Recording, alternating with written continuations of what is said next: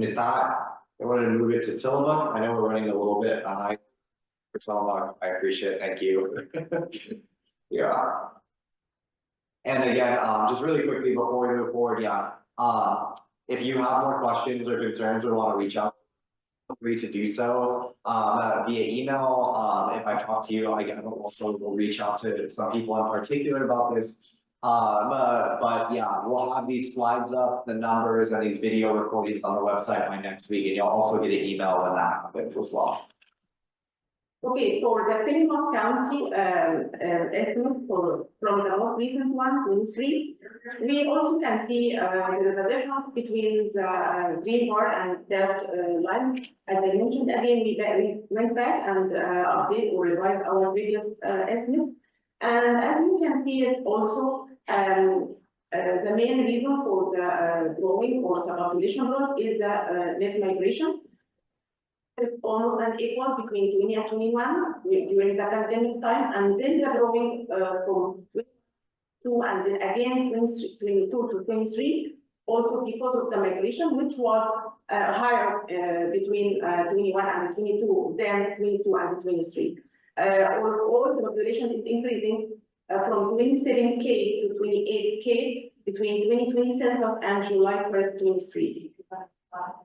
And then again, zooming out, just for the more long-term trajectory trends, Tillamook has had like this interesting staggered population growth, where some years it increases a lot, some years it increases less. A little bit hard to figure out is like, is it continued large scale growth? Is it slower? Is it sustaining on what's going on? So I think we're carrying that forward in the near term in the next 10 years so that we're really outpacing the growth expectations. You saw slow growth between 2000 and 2010.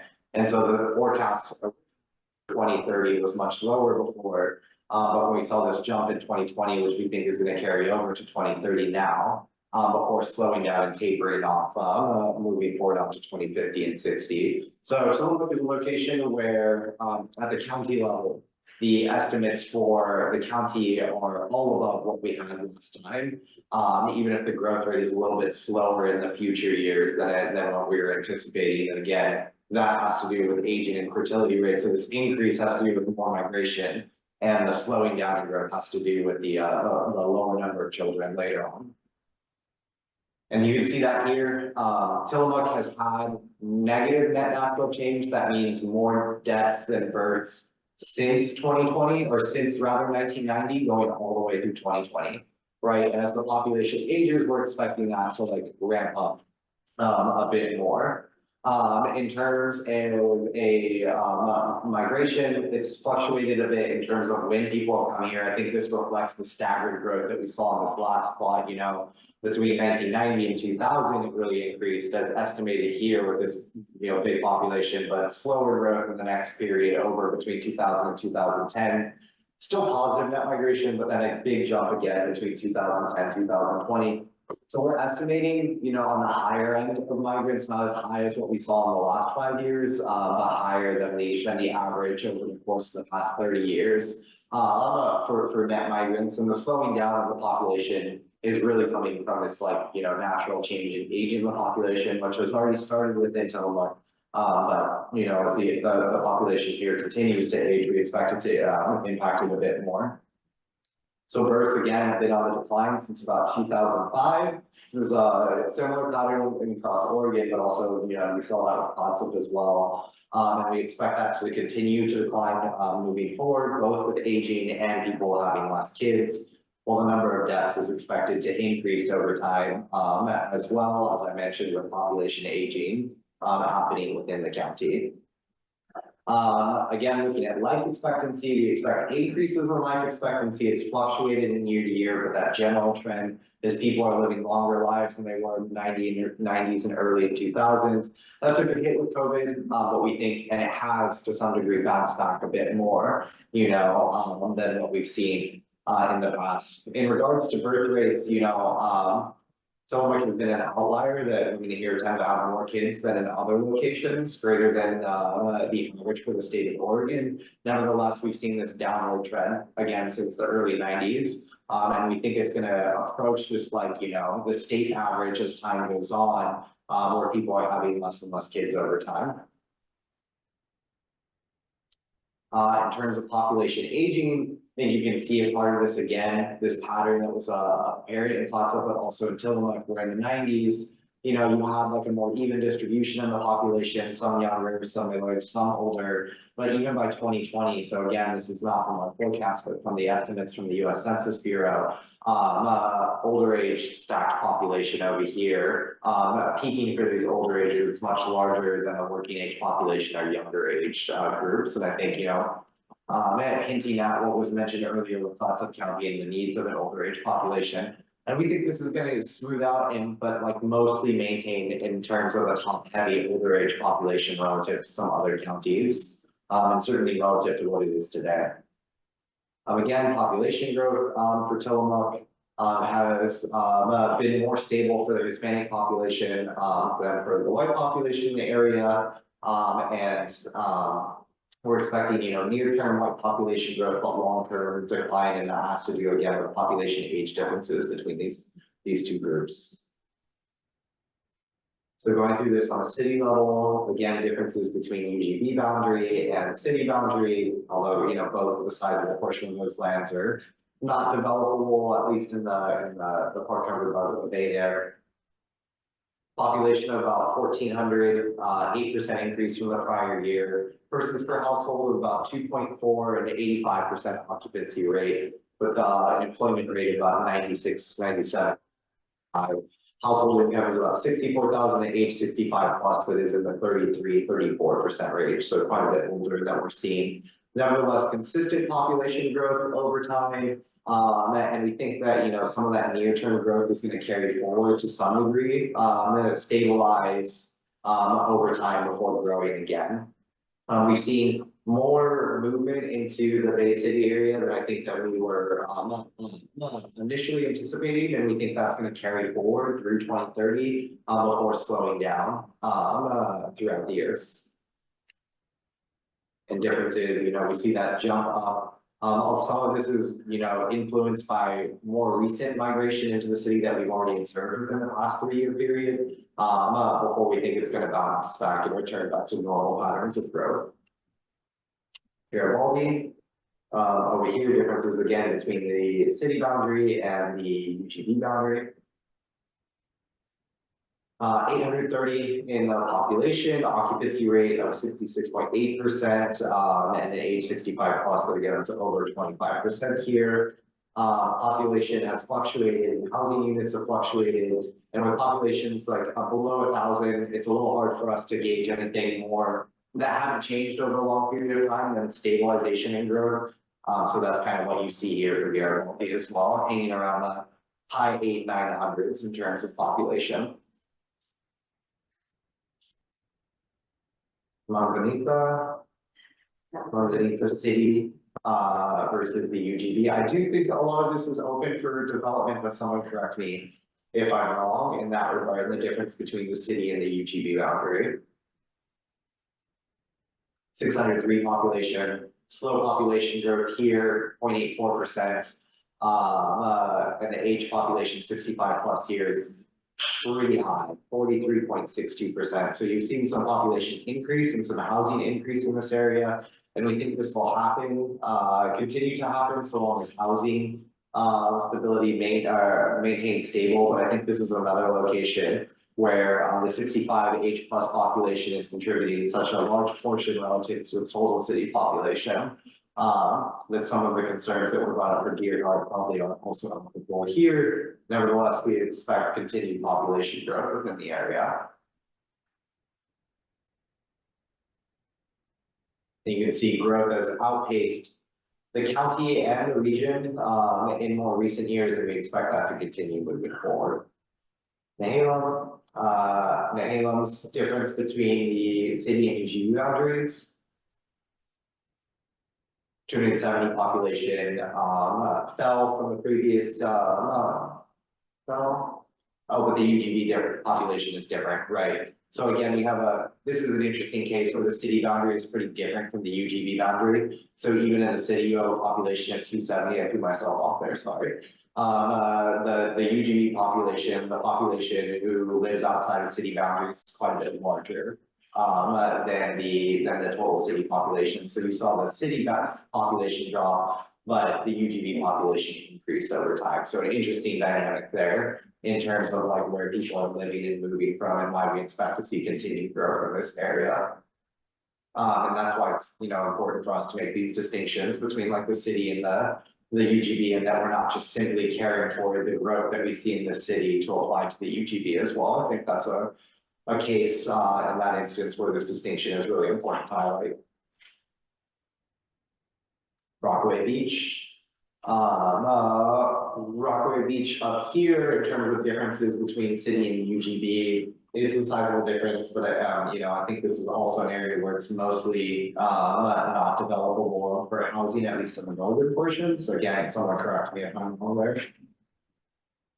Population increased by about 10% since the 2010 census within the city. Lower occupancy rate here. I think this is similar to what we're seeing within UGBs and cities within the Pottsville County area. This low occupancy rate, similar in the way that we're calculating it, how it's affected here. But high employment rate, high household income, and a slightly older population as well. More fluctuations here in terms of the population growth, although housing growth has been relatively stable. And so this is another location where we're expecting, population to grow to be maintain some of the growth. Some of this growth is the 2020 growth carried into 2030, where we're seeing, outpacing growth even more than since the last census. And we think that's going to carry forward a bit before slowing down. But nevertheless, persistent population growth across Rockaway Beach.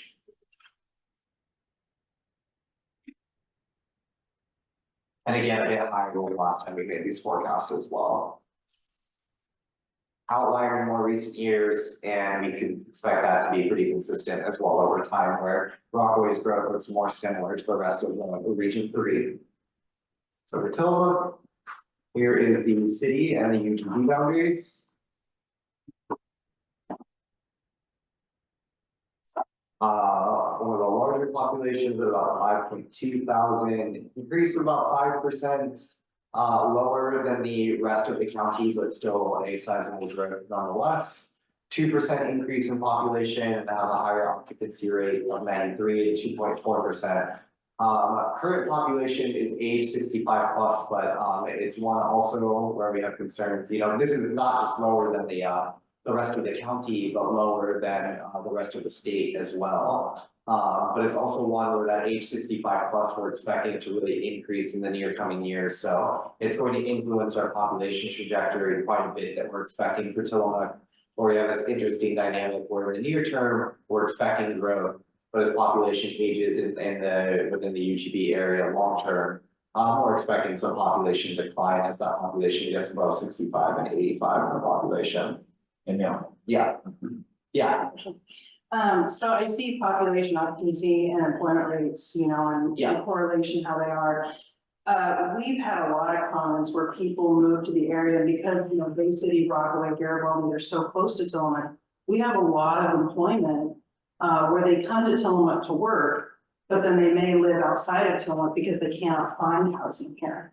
So is there any way that that's being calculated? Because when we go to do our local lands inventory saying, hey, we need more room for housing, we can't prove that if they're living in these other cities. So how is there a way for us to track that? Is there a way for you to track that in these studies? Yeah, so I don't know how recent, so there is a data source. It comes, it initially starts with tax data where they get information on where is your employer located and where are you located. And it's a joint effort between the US Census Bureau and the Department, IRS, and there's another group that's involved. And so we can link down to the census block level, which is a pretty small distinction, and we can definitely get differences between Rockaway and Tillamook on like what is that transit like, and it's something that we're trying to get better at. It's not something that we can do at scale right now, but you mentioning that means that we can go back and look at that specifically and try to get at that. I don't know when the last time that they published data because there's such a lag. You know, Huda mentioned that she updates her estimates as she gets more information. That's mostly because the tax records come in 3 years later. So we don't get an idea of how people have moved from the tax records until 3 years after they file their taxes. It's similar to with that information regarding where people work and where they're employed. So if there's a difference, if this happened and if this has been going on in the last 6 years, easy to track. We can figure it out and like look at all this transit, we know we've had a housing shortage in the area. That's something I'm very happy to include in the report. If it's more recent, it's a little bit harder to track data. This has been since like 2020.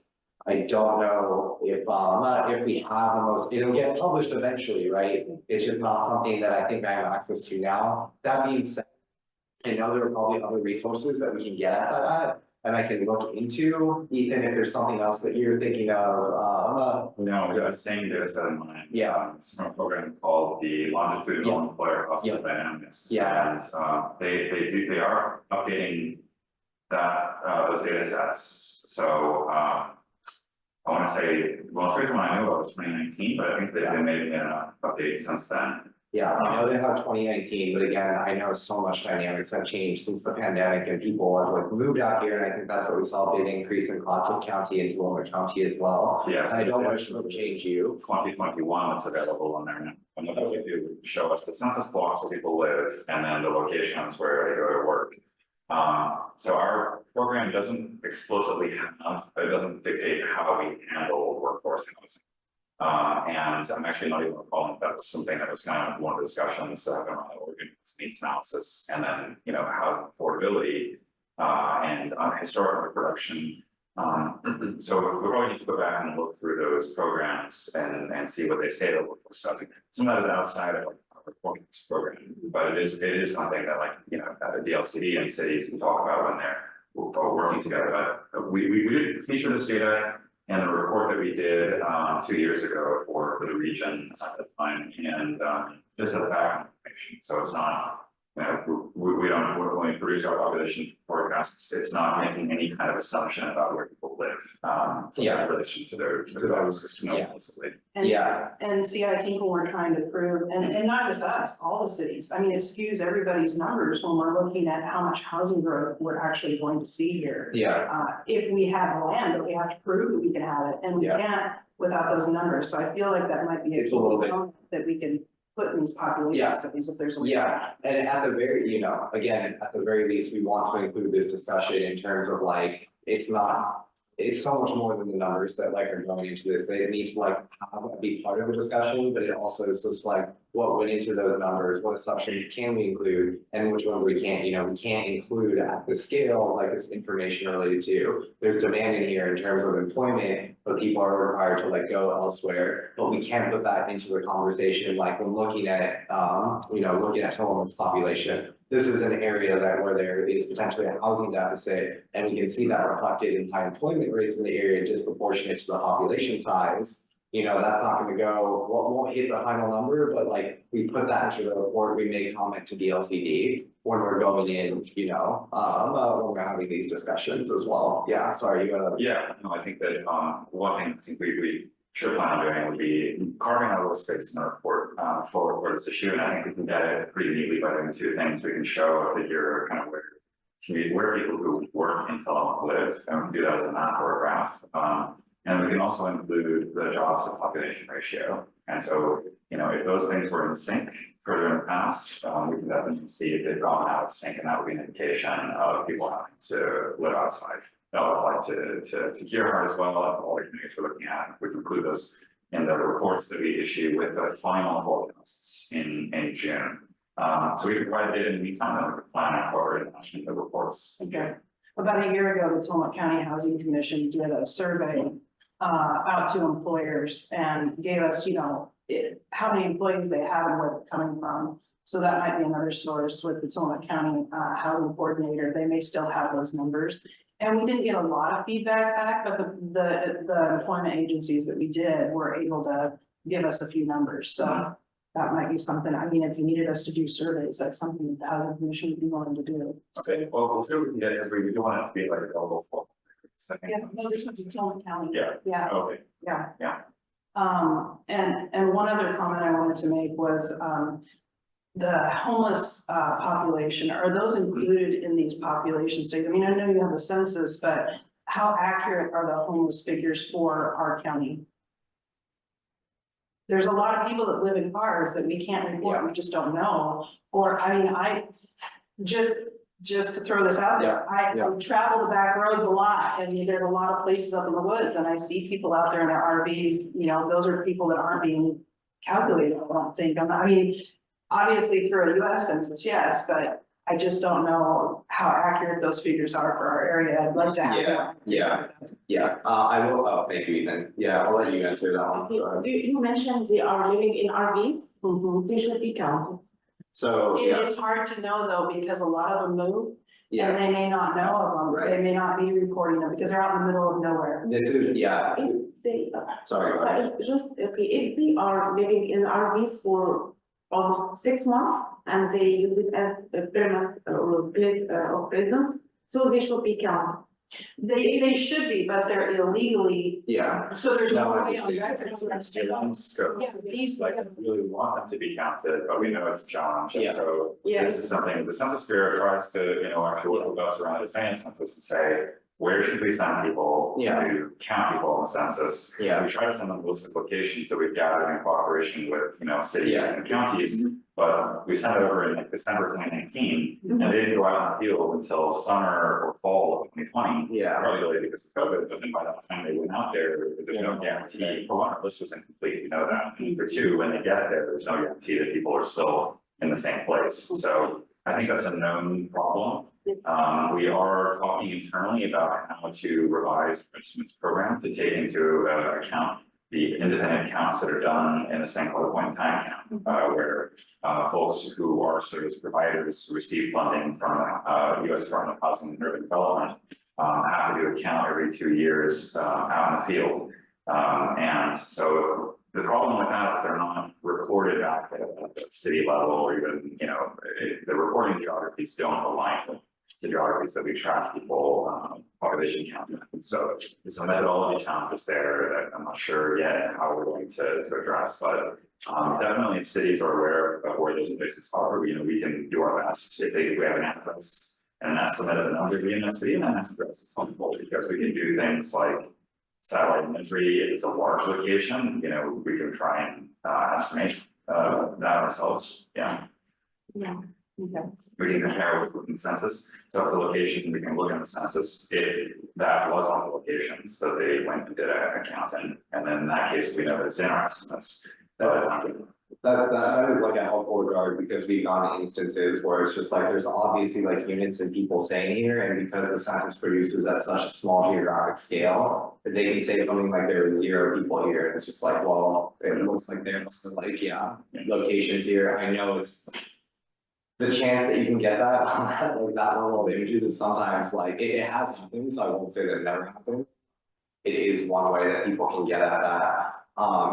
I know, it is something that we try and ask cities to do and to help us with, because like we also don't have a good way of getting at. I know it's a resource, but it's difficult to count like people like you're saying. I think, we just, are trying to figure out different ways of like hitting this number, because it is an issue that a lot of people are experiencing right now, a lot of counties, a lot of cities, Basically, because that's why I asked you if they use them as the place president and they have the permission, but no, not all of them yet. Most don't, because if you can see, we have a lot of mountainous areas, we have a lot of forested areas. People just set up camp out in the middle of nowhere, no addresses, no, and it's illegal, and we try to be, lenient, but sometimes we just have to get them off, and so they're constantly migrating, they're constantly moving, so it's hard to be a true accurate. Some cities, very few cities, try to count them by themselves, and they work us, but it is not easy for us. At the very least, circling just back to your first point, I think that we can try and get an idea, at least of the scale of like what we've seen in some of the movement from employment from, other cities into Tillamook, to see if that like resonates with you, if you think this is like an accurate count. I should mention the limitation from that is that it's dependent on your employer's address. And so if your primary employer has an address on your tax record that doesn't match up, like if they have a base in Tillamook and someone comes to work in Tillamook, but maybe they're based out of somewhere else, this larger company, then it may not get reflected in there accurately. Right, franchises are super difficult. Yeah, franchises are different, so a lot of them are like working within a franchise. That might not, if they're working in construction, that also might be difficult in terms of if they are, working in a, local business. That's easily gonna be tracked, but that might be a smaller like group of people, so I wanna make sure that, if that doesn't match up with what you think it is, like versus the scale of people, that we know that that's a limitation as well. But if it does match up, then maybe we can see what we can go with from there. Yeah. Thank you. Yeah, of course. I think we are close to the end here. Right? We are one more. UGB and city distinction here. Excuse me for a sec. Small population here, 422, slight increase over time, but again, with these smaller populations, it's a little bit harder to say under 1,000 directions. So we've seen some increases, but housing units has fluctuated. We're expecting a little bit more stable, but again, smaller population UGB, and it's harder for us to get, information regarding. It didn't receive a survey response from Wheeler, and everyone's on the call, happy to talk about that. But I do think this is a place that without, input, we probably need, more information. We're just gonna go off of housing and population trends, and that's what's leading to happening here. At this point, we're only 3 minutes over time. We did pretty good. So I want to thank everyone for jumping on to this meeting today. I mentioned next steps. We're going to place these numbers, these slides, these videos online next week, and you'll get an email when that happens. You just need to give us a little bit of time to process the videos up front, and then we'll put everything out there. So it should be latest middle of the week next week, or we get everything up there. And from now through April, we'll be open to petitions, objections to these forecasts as well. If there's something that you missed or something more that you think we need to discuss, or if you just want to reach out to get a better understanding and, try and give us like a better insight into what y'all are seeing. Again, we'll be open to emails. Feel free to reach out to us. I put the email at the beginning of our slides over here. But you can find our emails all over the website as well. You can reach out to myself or the main PSU PRC email, which is at askprc@pdx.edu as well. Feel free to reach out to us there. If not, you can expect to see those numbers next week. And again, if you have any questions, feel free to reach out to us. I'm going to stop the meeting recording. Stop share. And stop recording. Stop recording.